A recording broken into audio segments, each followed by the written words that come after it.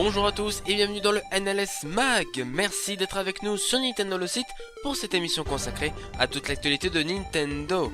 Alors au programme de cette émission, nous vous donnons directement les dernières annonces du Nintendo Direct, nous retournerons en Hyrule pour le ramener vers la lumière, et enfin 20 ans de pixels, ça se fête. Tout ceci et bien plus encore sont à venir dans le NLS Mag numéro 16 qui commence maintenant. My body is ready.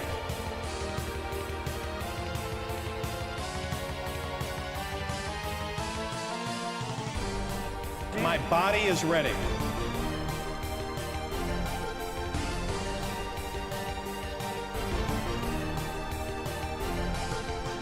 My body is ready. C'est donc parti pour le résumé du Nintendo Direct qui s'est déroulé le 3 mars dernier, donc on y va avec Star Fox Zero qui sortira bel et bien le 22 avril prochain sur nos Wii U alors que des rumeurs l'annonçaient pour l'été prochain. Le jeu se déroulera de la même manière que l'excellent Star Fox 64 avec des passages alternatifs sur chaque planète, il y aura plusieurs routes disponibles pour pouvoir finir le jeu et ça c'est plutôt cool.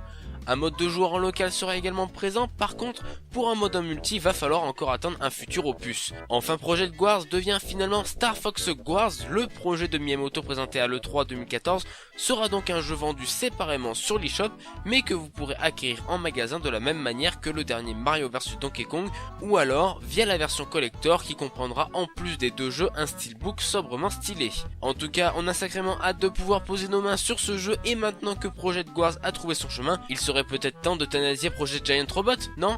Non Nintendo? Non? On le laisse dans le planning?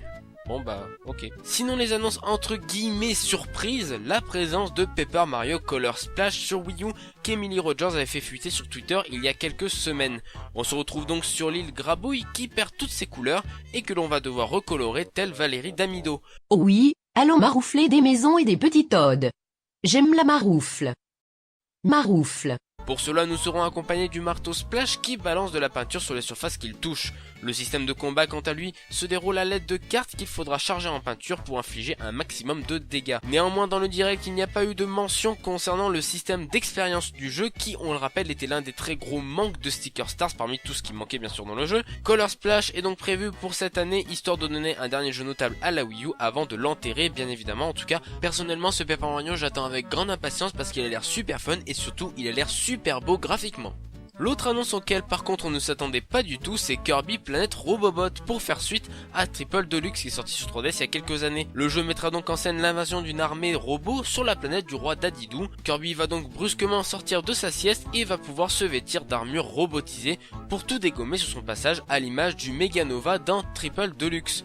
Le jeu est prévu pour le 10 juin prochain sur 3DS et ce en même temps que les États-Unis. Pour une fois, c'est pas trop mal et ce Kirby a l'air également très fun sur nos 3DS. A noter qu'une nouvelle gamme d'amiibo sortira également pour Kirby, Meta Knight, Roi Dadidou et également Wadley Dee. La Super Nintendo débarque sur 3DS ou plus précisément sur les modèles New exclusivement parce qu'on sait très bien que la 3DS, la 2DS et la 3DS XL sont moins puissantes qu'une Game Boy Advance qui elle faisait tourner des jeux Super NES bien évidemment. Du coup, pour les personnes ayant renouvelé leur console depuis 2011, vous aurez la joie de jouer ou rejouer à Super Mario World et Earthbound dès maintenant, d'ailleurs ils sont déjà sortis, pour les modiques sommes de 7,99€ et 9,99€ avec une petite ristourne de 50% sur le deuxième acheté. Par la suite, A Link to the Past et Super Metroid sortiront ce jeudi, F-Zero et Super Mario Kart la semaine prochaine, et enfin les deux premiers Donkey Kong arriveront le dernier jeudi du mois de mars, tous au prix de 7,99€, donc en fait il n'y a que Earthbound qui est au prix de 9,99€, autant vous dire qu'on ne sait même pas pourquoi c'est à ce prix là.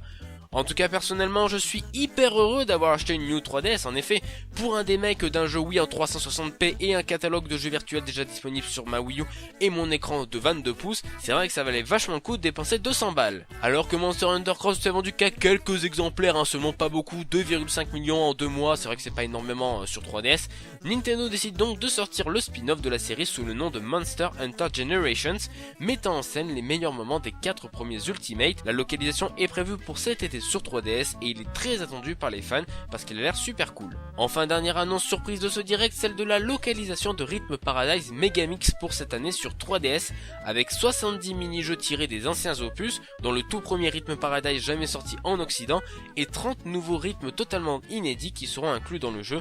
Donc également c'est une très bonne surprise parce que ça fait un moment qu'on n'a plus de Rhythm Paradise en Europe et ça fait plaisir. D'autres annonces plus mineures ont été faites durant ce direct, mais pour éviter d'en parler trop longtemps, je vous invite à aller consulter les news sur le site et le Nito Talk Show numéro 49 qui a entièrement été consacré à ce direct. Enchaînons cette émission avec la petite critique de The Legend of Zelda Twilight Princess HD qui est sorti sur Wii U le 4 mars dernier. C'est un jeu d'action-aventure développé par Tantalus et édité par Nintendo. On se regarde une petite bande-annonce sans spoiler et on se retrouve juste après.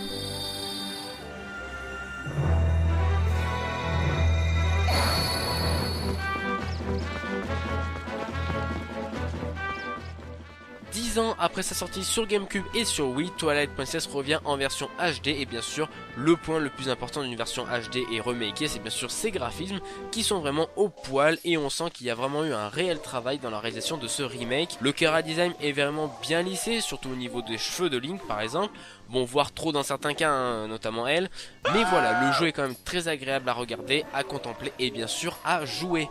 Car en effet le gameplay est vraiment super cool avec le gamepad de la Wii U puisque l'on peut gérer son inventaire avec l'écran tactile comme sur Wind Waker et ça c'est vraiment cool. Et puis même le gamepad assure très bien parce qu'il y a également le gyroscope lorsque l'on veut tirer à l'arc ou avec le lance-pierre, donc c'est vraiment bien foutu. Et puis même les contrôles sont bien, donc il n'y a pas à tortiller là-dessus. Côté difficulté, je n'ai pas eu l'impression qu'il y avait une baisse ou une augmentation de celle-ci.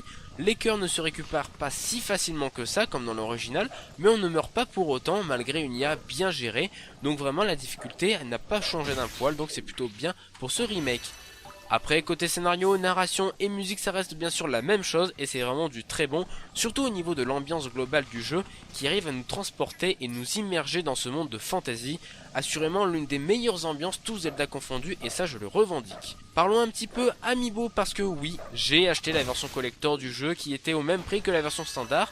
Je dois bien reconnaître que l'Amiibo de Linkeloo est vraiment magnifique, elle est super détaillée, dynamique et honnêtement elle claque sa maman en 46 comme dirait notre ami Hooper. Moi cet Amiibo je vous conseille de l'acheter parce qu'il est vraiment super classe. Après c'est juste un goodies comme tous les Amiibo bien évidemment. Cet Amiibo d'ailleurs débloque les épreuves du loup qui sont une section de vagues d'ennemis qu'il faut éliminer. Mais pour pouvoir faire les 50 étages de la tour il faut avoir suffisamment avancé dans le jeu parce qu'il faut acquérir certaines compétences et certains objets. Sinon vous serez arrêté très rapidement durant la tour.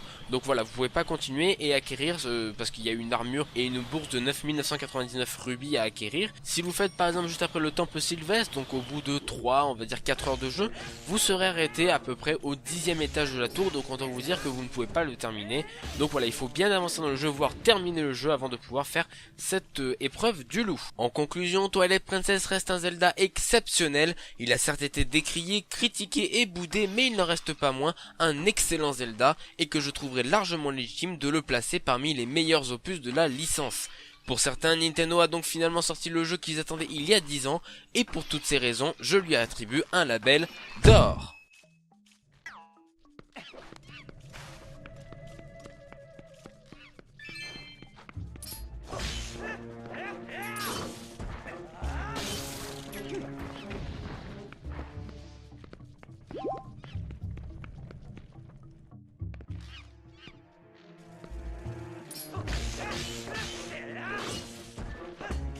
Poursuivons avec le petit agenda de la semaine puisqu'en effet Pokémon Tournament sortira sur Wii U le 18 mars prochain.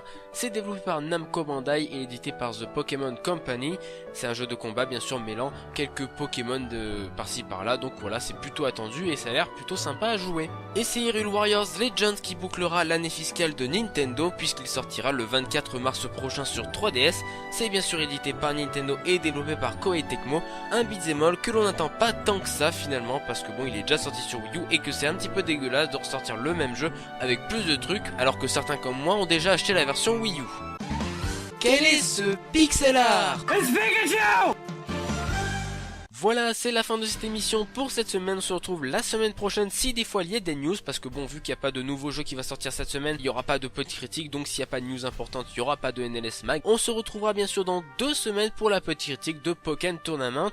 Je vous laisse désormais avec la boîte à pixels qui va rappeler des souvenirs à certains. Je vous dis à la prochaine et n'oubliez pas que si Conker a fini dans un bidon d'acide et que Ratchet va se payer la voix insupportable d'un youtubeur plein aux as, c'est grâce à Big N. C'est le starter Pokémon.